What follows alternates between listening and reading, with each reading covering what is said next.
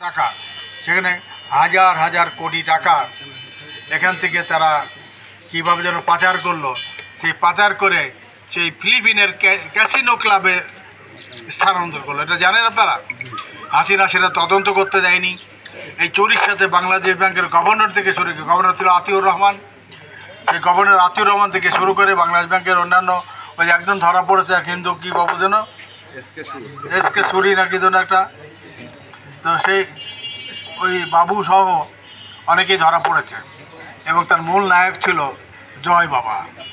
তো জয় বাবার যে আমেরিকাতে কত সম্পত্তি বিভিন্ন পত্রপত্রিকায় সে তথ্যগুলো আসছে, যে গোষ্ঠী শুদ্ধ চোর।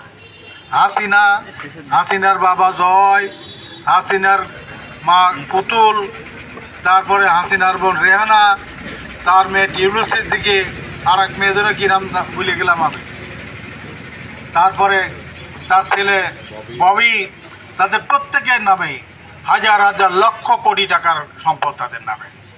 গোষ্ঠী শুদ্ধ চোর, চোরের গোষ্ঠীর চোর এরা। বেগম খালেদা জিয়াকে বলো এতিমের